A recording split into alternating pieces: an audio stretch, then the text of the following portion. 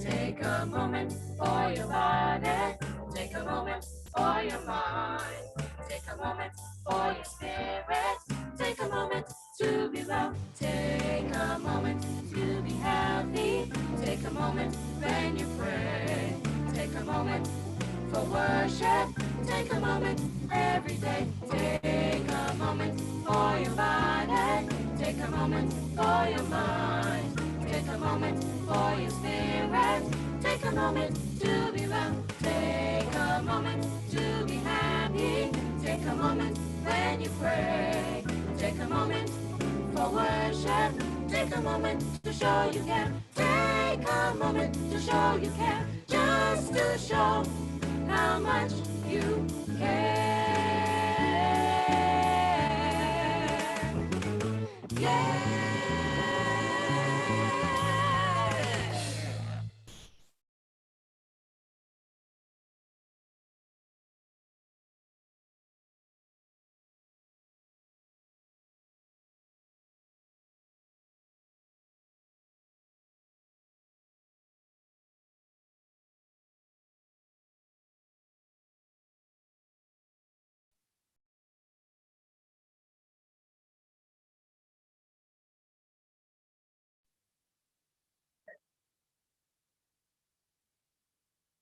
Good evening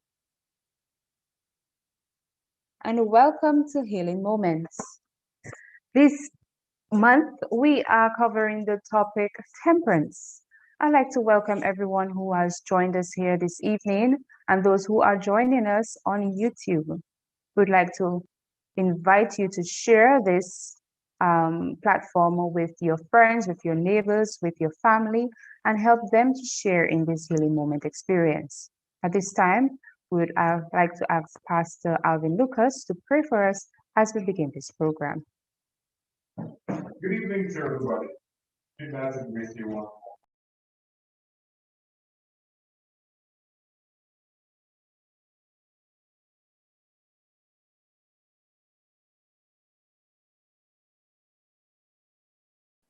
Yes. Yes. Good evening, everybody. We're glad to be with you once again. It's a privilege, it's a pleasure. As we get into a program, we're going to be praying first. So let us all pray, everybody. Our Father in heaven, we are thankful indeed for the privilege to be together. We are glad for today. Yes, there are challenges all around us, but we serve a God in whose hands all authority and power resides, and we place our full confidence in you. Be with us, Lord, as we share this evening. In Jesus' name we pray. Amen. Our topic, really, we are dealing with temperance this evening, and I want to share with you some exciting information. It comes to us from the book of 1 Kings chapter 19, and I'm just going to read verses 3 and also verse 4. And this is what the verses read. And when he saw that, he arose and went for his life and came to Beersheba, which belongs to Judah, and left his servant there. But he himself went a day's journey into the wilderness and came and sat down under the juniper tree, and he requested for himself that he might die and said, "It is enough. Now, O Lord, take away my life, for I am not better than my fathers." This is a familiar story. It's a story of Elijah, actually, after the Mount Carmel experience. Jezebel threatened his life. He took off. He ran for his life.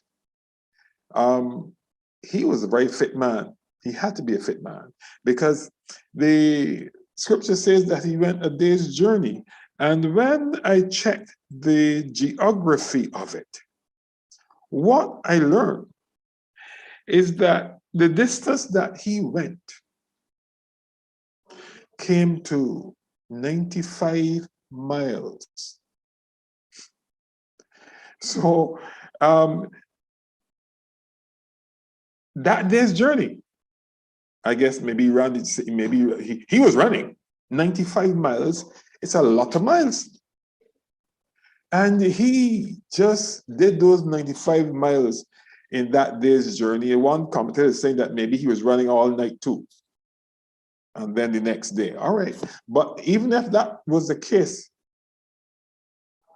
he had to be fit to run 95 miles.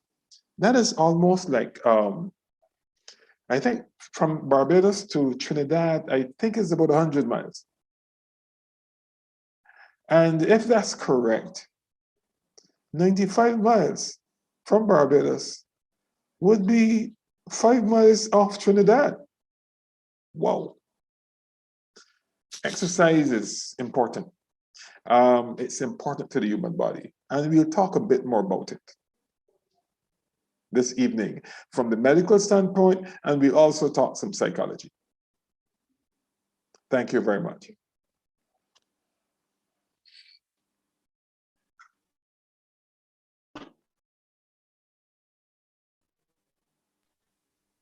Thank you very much, Pastor Lucas.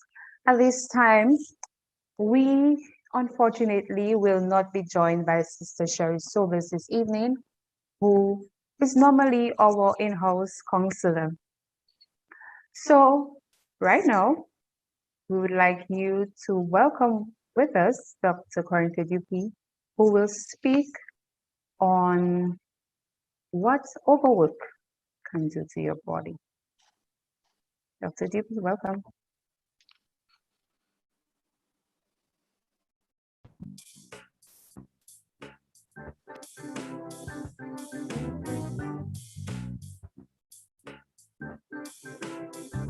Take a moment for your body.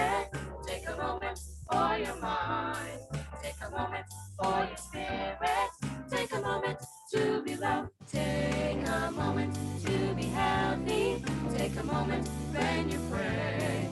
Take a moment for worship. Take a moment every day. Take a moment for your body. Take a moment for your mind. Take a moment for your spirit. Take a moment to be well. Take a moment to be happy. Take a moment when you pray. Take a moment for worship. Take a moment to show you care. Take a moment to show you care. Just to show how much you care. Yeah.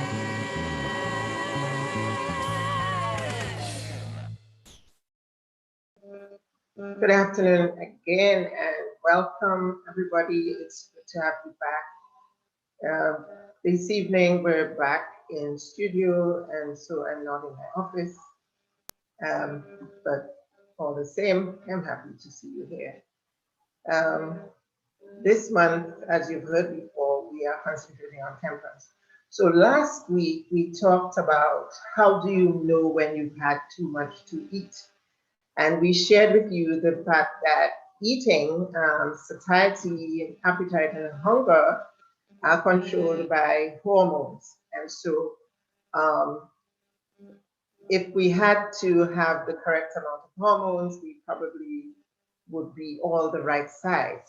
But there are some people who have problems with these hormones and so they become obese. However, we weren't giving all obese people a free pass because we were saying that there are times when people eat without being hungry because they're in the wrong company or because they socially they were somewhere where the food was or because they have certain foods in their memory that they crave, etc. Right, so today I would have liked to share my screen, but all things are not up to where they should be. And so I will be talking and hopefully I will remember everything that I had on my screen to share. I'll be talking about death from overwork. In about the 1960s, it became apparent in Japan that some high-level executives were falling dead on the job or were dying on the job. And so The Japanese, who have a name for everything, came up with that name, and they called it karoshi or karoshi, death from overwork. Um, it became such a common thing that the government in Japan started to actually compensate family who had lost people from karoshi, death from overwork. And so compensation went into thousands, $20,000, and sometimes they would compensate the people for 10 years or 14 years, depending on the age at which their loved ones die. And so a typical example, for example, is this man who worked as a security consultant at a company. And he worked 15-hour days, 15 hours, and his commute to and from work added to 4 hours. So if you subtract 15 for work and 4 for commuting, he has only 5 hours left in the day to sleep, to interact with his family, etc.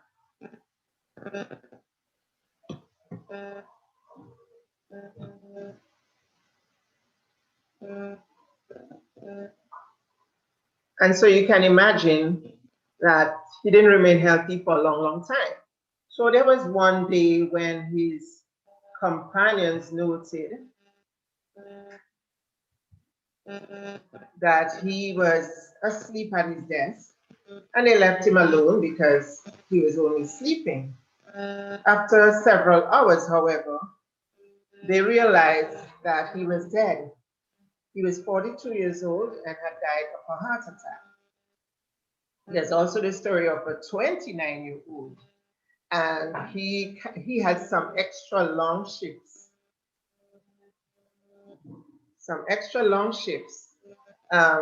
which resulted in his death at 29 years old.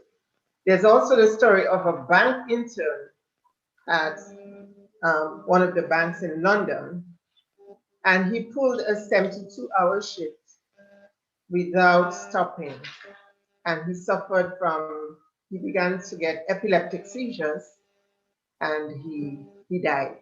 And so the bank made a decision that intern hours would be no longer than 17 hours. Now, when you consider 17 hours out of 24, you only have 7 left. Nobody should spend 17 hours at work. And so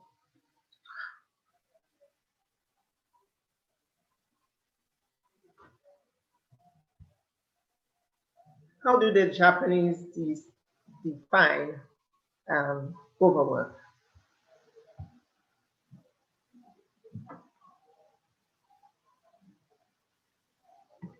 So here I am again.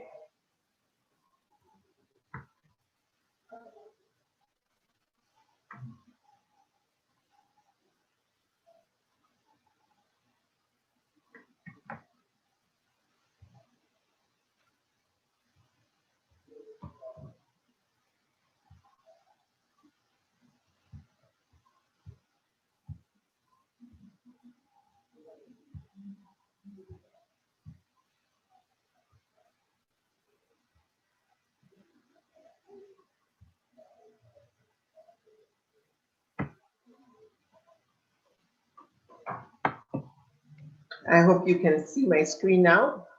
And yeah, so I've entitled it, I forgot to tell you that I entitled it, How Do You Know When You've Had Enough, Part 2. So I already revised what we did last week. And I had that picture on my desktop for a while because I thought it adequately represents what happens to some of us.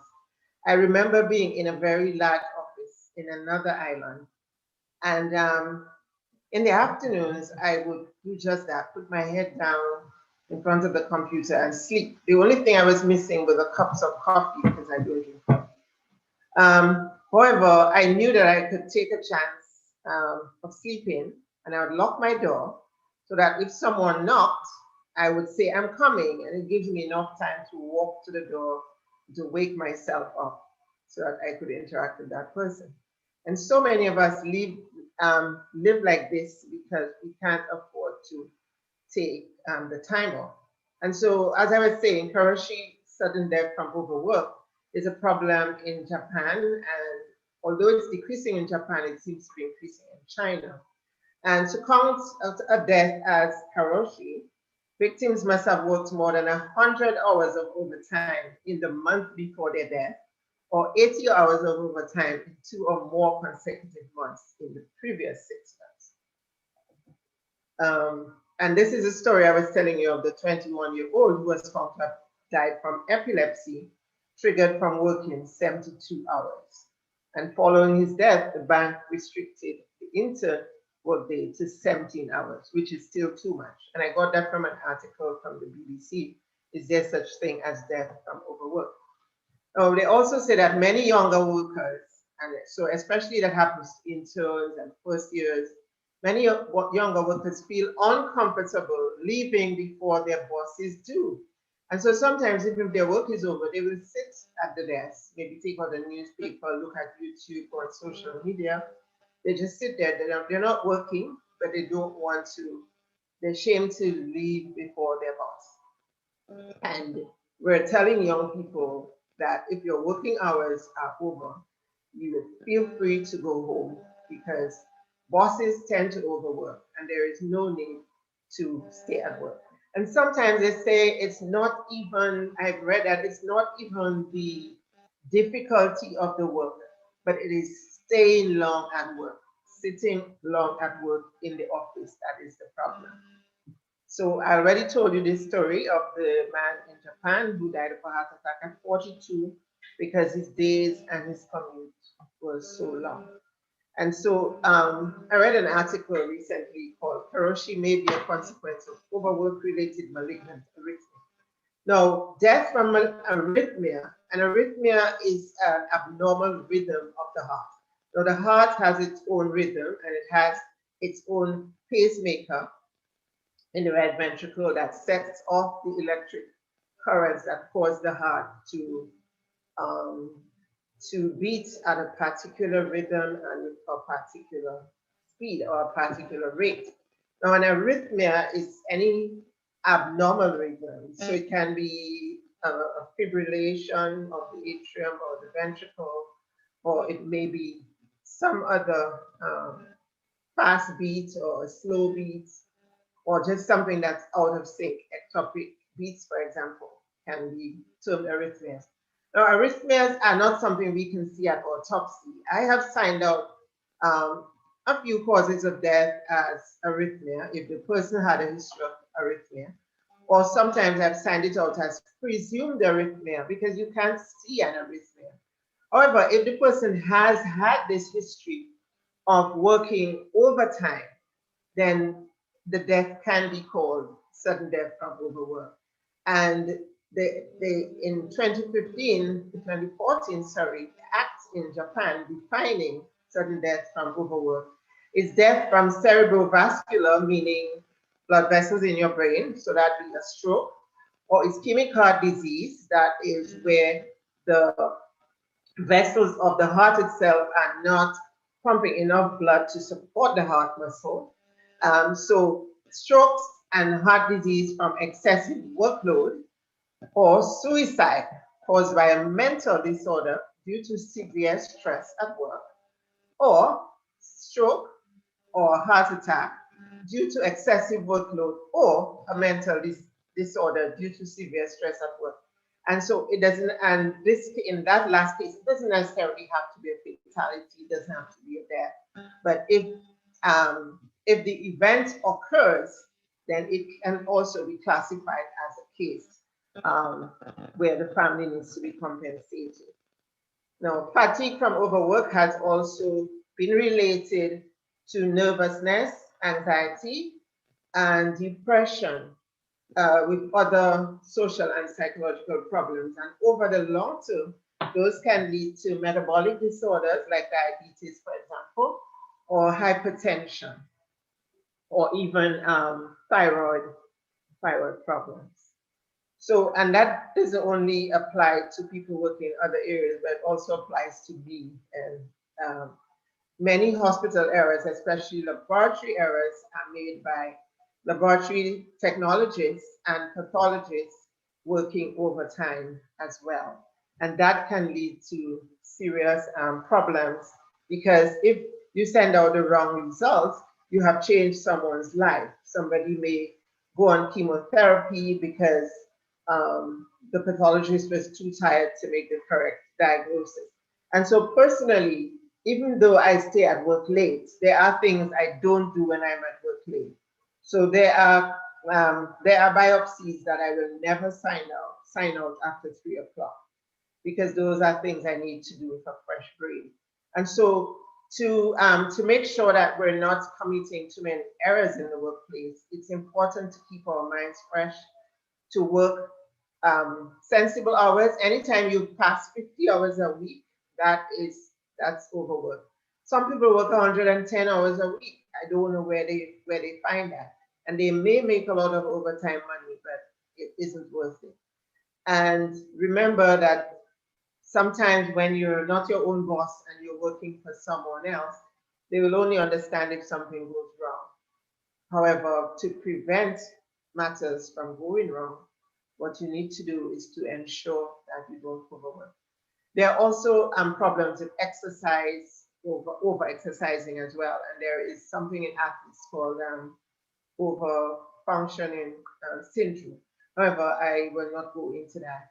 I just want you to be aware that overwork, spending too many hours at work, high workloads, work-related stress can cause mental problems as well as physical problems. And so a temperate person will ensure that they keep their work hours sensible as well as their exercise hours sensible, in addition to their eating and their drinking and other things that are related to temperance, as we mentioned last week. So thank you for joining, and I will welcome any questions at the Q&A session.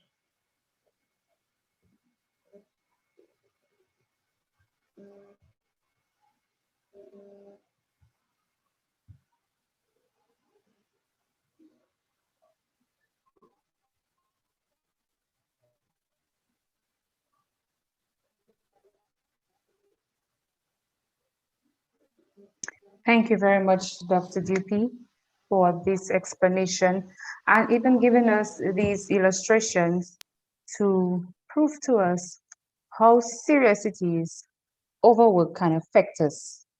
I'm sure a lot of us didn't know that overwork could kill us, literally. And we have to find our way, no matter how difficult it may seem, to temper our work activities and find a way to find a suitable balance that works best for health. At this time, we ask you to prepare your questions, prepare your queries, prepare your comments as we take a break on this episode of Healing Moments.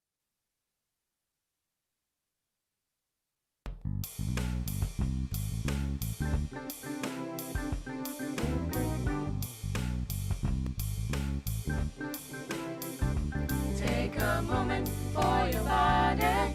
Take a moment for your mind. Take a moment for your spirit. Take a moment to be well. Take a moment to be healthy. Take a moment when you pray. Take a moment for worship. Take a moment every day. Take a moment for your body. Take a moment for your mind. Take a moment for your spirit. Take a moment to be well. Take a moment to be happy. Take a moment when you pray. Take a moment for worship.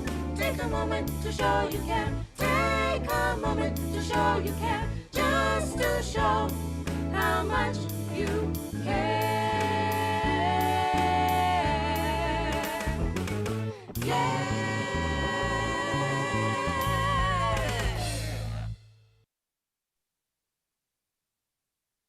Welcome back. For those of you who are now joining us, this is an episode of Healing Moments, and this month, in the month of April, we are addressing the topic temperance. Dr. Dupuy just gave us a presentation on the effects of overwork on our body and how it can literally kill us. At this time, we would ask you all to put in your questions, your comments, any issues that you might have as it relates to overwork, and how any ways that you would like advice you would like to address this issue of overwork, because as much as work is necessary, a lot of times we do not realize that we might be overworking ourselves and going down this dangerous path. Dr. DP, I do have this one question. You mentioned in your presentation that while a lot of us work for other people, that our bosses or the companies or the employers we work for, a lot of times they don't really care or really look at the hours we work, because as far as they're concerned, we are doing them a service. What about the people who work for themselves and who sometimes also end up overworking themselves because their business is their money, is their income, is their life? We have any self-employed people here who would like to comment? But yes, certainly.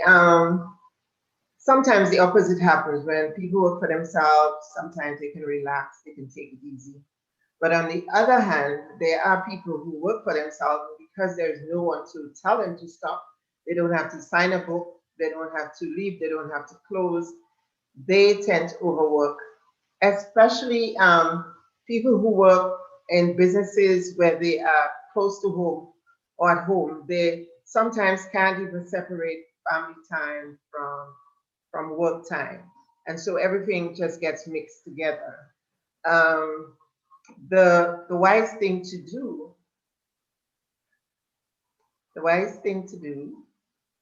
is to separate as much as possible your work time from your family time and from your personal time.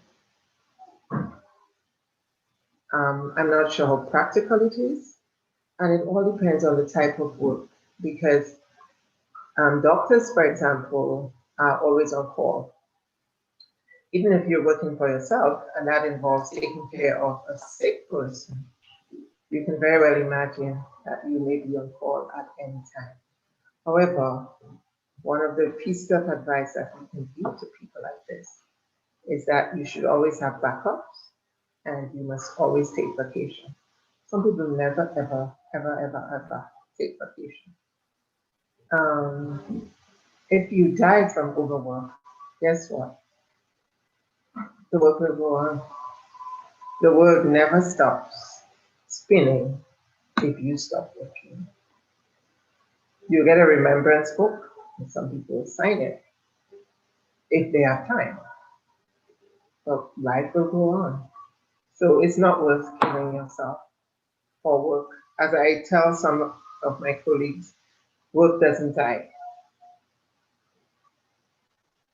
but people do.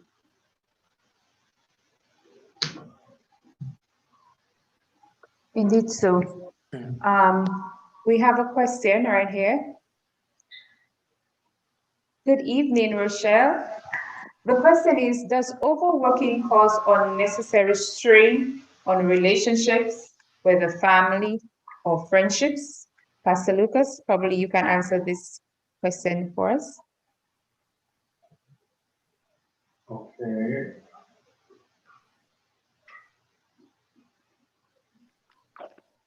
Yes, it would. When we overwork, we are not used to ourselves, which means, by extension, we're not used to the family. You won't have the energy to play with the children, even to sit down and listen to some of the questions that they may have to ask, because overwork essentially means tiredness.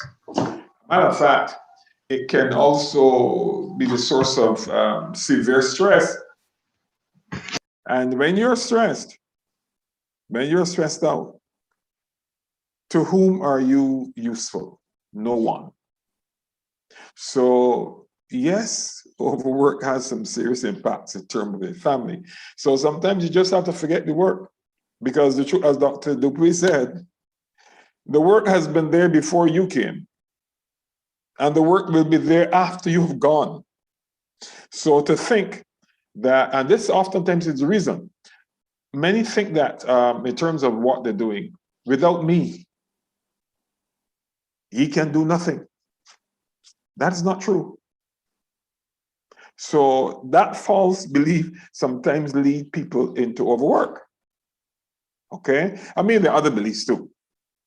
Some say, well, I have to get this money, work for all this money to support, to make sure the family gets what they need to get and whatever. Okay, sounds good. But you may very well end up spending that money at the doctor on yourself. So the family still doesn't get it. So overwork is a serious problem. I wanted to add two other things there, because there's overwork, yes, but we're talking exercise too. Maybe there's some connection. When we have adequate exercise, it really impacts the mind. It not only the mind, but it impacts the body. You feel more ready to do what you've got to do. And what you've got to do, whether it be whatever profession, the energy is there to do it. So exercise can very well help you not to get into overwork. If you start your work tired, okay, if you start your work tired, you will only get more tired as the day goes on and get less work done, though you put in the hours. And maybe at the end of the hours, you're not satisfied with how much you've done. So you try to put in some more hours. Okay? Of course, you'll get less done even in the extra hours. So exercise can offset a number of problems. Right? When the body is fully when you exercise. Matter of fact, I was reading some things here from a book by Ellen White called Mind, Character, and Personality, and she says some very interesting things. She said, for example, the advantages gained by physical labor will balance a person and prevent the mind from being overworked. You hear that? The toil will come upon the muscles and relieve the weary brain. So these are some of the psychological benefits of the exercise. So the very overwork that people get into, if only they would have some exercise before they start the work, they would get a lot more done in less time and be able to go home fairly refreshed. So I hope that helps. What if your work is heavy lifting all day long? Then you wouldn't need to exercise separately. But yeah, I get your point, Pastor Lucas, because it's something that I tell students all the time. Students like to pull all-nighters. I've never done that in my life, so I don't know what that's about. But they think that if they don't do an all-nighter, they cannot pass an exam. However, I tell them that after a few hours, your brain isn't taking in any more than what it took in the first few hours, and you're just wasting your time. It would be better to get some sleep in between, wake up and study again, than doing multiple all-nighters. But it's very hard to convince students because they're working for their grades and they feel guilty when they go to sleep. There is no need to feel guilty for sleeping. So mental work and physical work, you can overwork in all cases.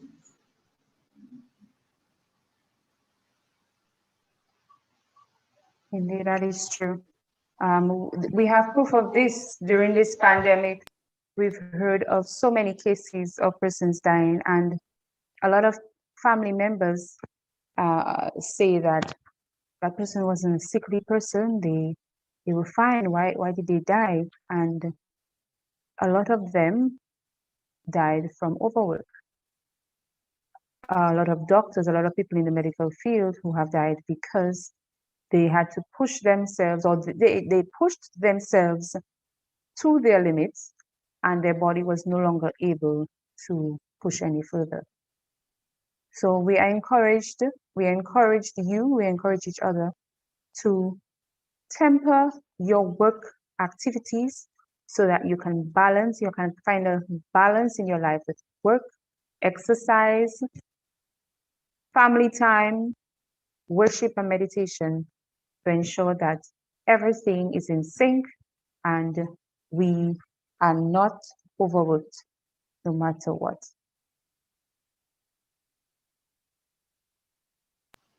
Those of you who have been with us from the beginning you would know that we have covered multiple topics. On the question of exercise, next month we're talking about addiction. And Pastor Lucas, we will be dealing with addiction. And one of the topics I'm going to cover is exercise addiction. Because some people, when they hear addiction, they only think of cocaine and marijuana. But there are work addictions and exercise addictions as well that affect people. So we will talk more about work and exercise again when we deal with addictions. So I hope you'll be here next month as well. Another question: how many hours measure or constitute overwork? How should you measure if you are working for yourself? I think Ken could answer that question. I referred to the Japanese and their history with death from overwork. And the article that I read defined overwork as working more than 51 hours a week. So that's like 25, just a little over 25% of what is considered a normal work week, which is 40 hours. But there are several people who work more than 60 hours a week, and that is definitely overwork, even if you're getting paid for it by the hour. And that very much applies to me because I'm always going home at 8 and 9 o'clock, so definitely guilty as charged. Does that even apply to those who work in the work of the Lord in the church? I'll let Pastor Lucas or any other pastor on the panel answer that. Yes, it does apply. One of the challenges with the church is the church experiences like 24/7. And if you enjoy doing it, you're a good candidate for overwork. You're a good candidate for overwork. Because there's this tendency to believe that they need me. This person needs me. Lord needs me. Yeah, Lord, yeah. I'm needed. And so we tend to forget self. But in all of that, one still has the opportunity to decide, well, look, and I sometimes tell myself this, I cannot do all of those things. And if I'm not here, somebody else is going to do it. And if somebody else was going to do it, it means that they're here now. So I will not push myself to do things, to overdo things, because it's very, very easy. But when the mind is relaxed and whatever else, there is much more that you can do in a shorter time. The mind thinks more clearly. You don't have to spend hours on end, when sometimes those hours can be reduced to maybe half an hour or whatever time, simply because the mind is clear. You've rested, you've exercised, and you'll get more done. The key really is obeying those rules. and being firm about certain things, not thinking that you have to be everywhere and answer every call that you get. Um, if you try to do that, you simply won't live too long, or you are going to bad health at some point. And God hasn't called us to do that. So we should not impose that thinking on ourselves or permit others to impose that thinking on you. Temperance. Yes, there are some communities that you should drop out of. Maybe. Don't feel guilty. So, do we think that businesses or churches should put a system in place to reduce overwork of persons? I don't know that a church can do that. That's a personal responsibility. It's a personal responsibility. You have to make choices. You know, sometimes working with the church, different people make plans and plans that involve you. And on many occasions, there have been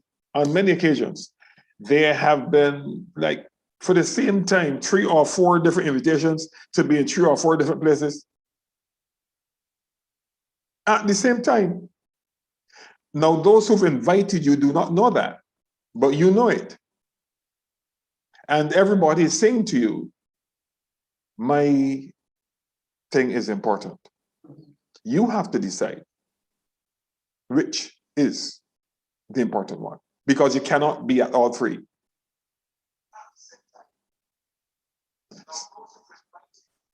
So, you know, we have to make decisions. And sometimes other people are going to be disappointed. But the fact of the matter is that though you may not have been able to go there, the event or the activity will still go on. And somebody will most likely fill in for you. But it will go on. It's not going to shut down, because even if you're the main speaker and for some reason you can't get there, it will get done. Somebody is going to be there to step up and do this thing. So, you know, we should not burden ourselves or put ourselves on guilt trips to try to fulfill all of these things that we are called upon to do. The church can't plan for that.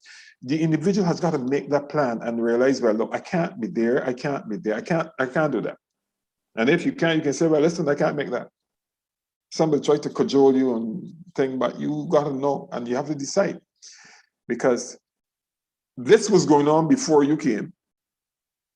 And if you die today, I can assure you, somebody else will step up to the plate the very same day.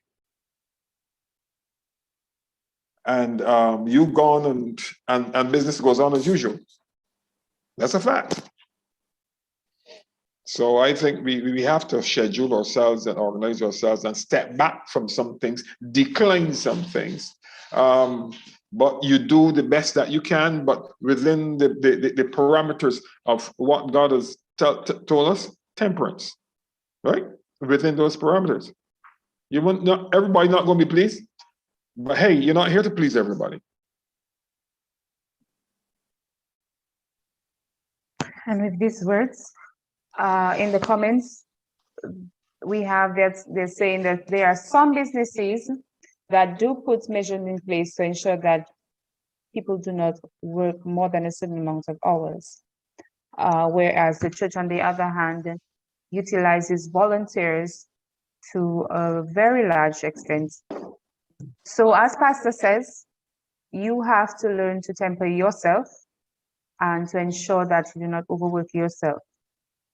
There is no good in overworking your body, because at the end of the day, it doesn't benefit you and it doesn't benefit the people who you feel you are making a contribution towards. So at this time, we'd like to thank you for joining us for this episode of Healing Moments as we address the topic of temperance.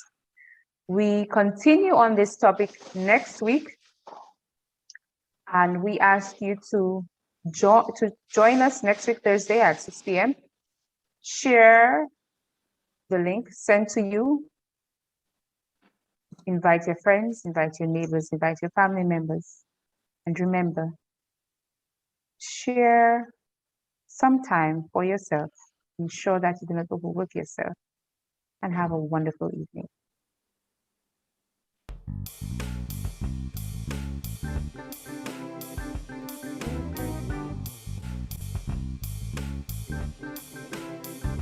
Take a moment for your body. Take a moment for your mind. Take a moment for your spirit. Take a moment to be well. Take a moment to be healthy. Take a moment when you pray. Take a moment for worship. Take a moment every day. Take a moment for your body. Take a moment for your mind. Take a moment for your spirit. Take a moment to be well. Take a moment to be happy. Take a moment when you pray. Take a moment for worship. Take a moment to show you care. Take a moment to show you care. Just to show how much you care.